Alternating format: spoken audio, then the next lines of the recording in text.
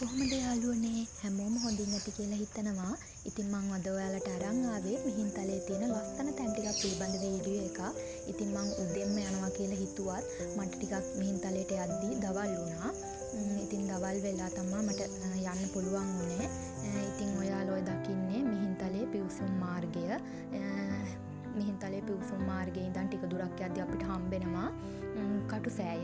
හැමෝම අහලා ඇති කටුසෑය ගැන. ඉතින් ඒ වුණාට මට කටුසෑයට ගිහිල්ලා බලන්න ටයිම් තිබ්බේ නැහැ. ඒකින් හින්දා මම කටුසෑයට ගියේ නැහැ. කෙලින්ම මම ගියේ කළුදිය පොකුණ බලන්න. කළුදිය පොකුණ ආරාම සංකීර්ණය 4 වන කාශ්‍යප රජතුමා ධම්මරුචික නිකායික භික්ෂූන් වහන්සේලා උදෙසා ඉදිකරන ලද විහාරයක් විය හැකි බව අනුමාන කරනවා. මේ ආරාම සංකීර්ණයට අයත් විශේෂී අංගයක් වෙන්නේ කළුදිය පොකුණයි. අවට වෘක්ෂලතා ආදිය හා ගල් පර්වතවල ජායාව වැටීමෙන් මෙහි ජලය අඳුරු පැහැයෙන් යුක්ත වන නිසා මෙම නම විහාර වන්නට ඇති බව අදහස් කරනවා. පොකුණ අඩි 200ක් පමණ වන අතර පළල අඩි 70ක් පමණ වෙනවා. මෙය පොහොය කර්ම සිදු කිරීම සඳහා ඉදිකරන ලද්දක් බව විශ්වාස කරනවා. මෙයට අයත් භූමිය 1926 වර්ෂයේදී පුරාවිද්‍යා රක්ෂිත භූමියක් ලෙස ප්‍රකාශයට පත් කර තිබෙනවා.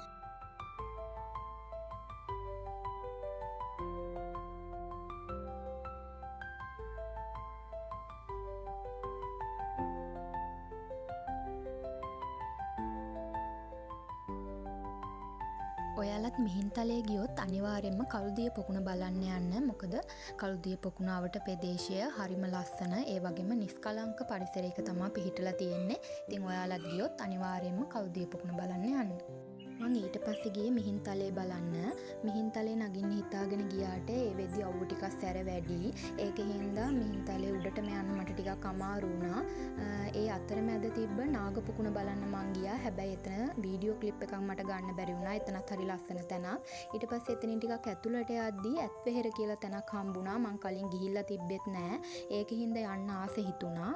ඒකෙන් හින්දා ගිහිල්ලා බලන්න ඕනේ කියලා මට හිතුණා. මේ ඇත්වෙහෙර කියන්නේ මහා දාටක මහා නාග රජු විසින් ඉදිකරන ලද්දක් කියලා සෙල් ලිපියක සඳහන් වෙලා තියෙනවා. ඒ අසලම තියෙන. ඒ වගේම මේක පිහිටලා තියෙන්නේ මිහින්තලා කදුපන්ති උසම ස්ථානයේ. ඒ වගේම මේකේ බොරදම් මෝස්තර වලින් අලංකෘත පේසාවල්ලු 3කින් තමයි සමන්විත වෙන්නේ. ඒ වගේම උස මීටර් 5ක් පමණ වෙනවා. වට ප්‍රමාණය මීටර් 36ක් පමණ වෙනවා.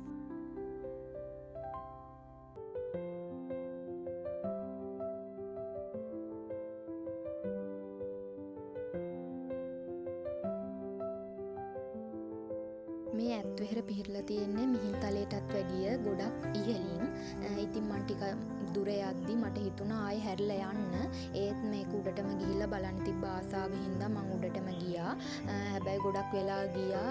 ගොඩක් අමාරු වුණා උඩටම යන්න. හැබැයි ඒ ගිහිල්ලා අවට බැලුවාම මාරම ලස්සන පරිසරයක් තමයි තිබ්බේ. ඔයාලා ඔය දකින්නේ ඇත්වෙහෙර උඩට ගියාට පස්සේ වටේම පේන්නේ කොහොමද කියලා. මාරම නිස්කලංක මාරම ලස්සන පරිසරයක් තමයි එතෙන්ට පේන්නේ. ඉතින් ටිකක් වෙලා එතන ඉඳලා ඒ වටපිටාව බලලා ටිකක් අවුව ටිකක් අඩු වීගෙන එද්දී මම පල්ලෙහාට ආවා මිහින්තලේ ඉතුරු ටික නගිනවා කියලා හිතාගෙන.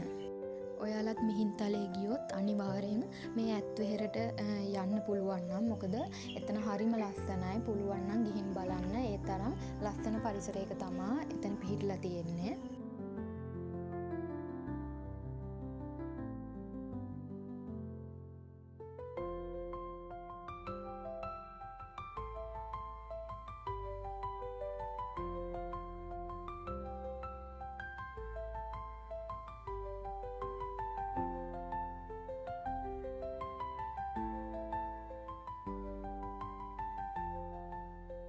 මිහින්තලය අනුරාධපුරයේ ඉඳලා කිලෝමීටර් 13ක් නැගෙනහිරින් තමයි පිහිටලා තියෙන්නේ. මිහින්තලය ශ්‍රී ලංකාවේ බුද්ධාගමේ තොටිල්ල කියලා අනුවර්ථ නාමයෙන් හඳුන්වනවා. මොකද මහින්දාගමනයේ ස්ථාපිත වෙන්නේ මේ මිහින්තලය කේන්ද්‍ර කරගෙනයි. භාග්‍යවත් ගෞතම බුදුරජාණන් වහන්සේගේ ඌර්ණ රෝම ධාතුන් වහන්සේ නිදන් කරලා මේ ස්තූපය ඉදි කරලා තියෙනවා. මිහින්තලයේ තියෙන විශාලම ස්තූපය වෙන්නේ මේ මහා සෑය. කකුසඳ කෝණාගම කාශ්‍යප ගෞතම යන සතර බුදුරජාණන් වහන්සේලාගේ පාද ස්පර්ශය ලබා ඇති මේ 12 මස්ථාන වලට අයත් පූජනීය චෛත්‍යයක් තමයි මේ සේල චෛත්‍යය කියන්නේ.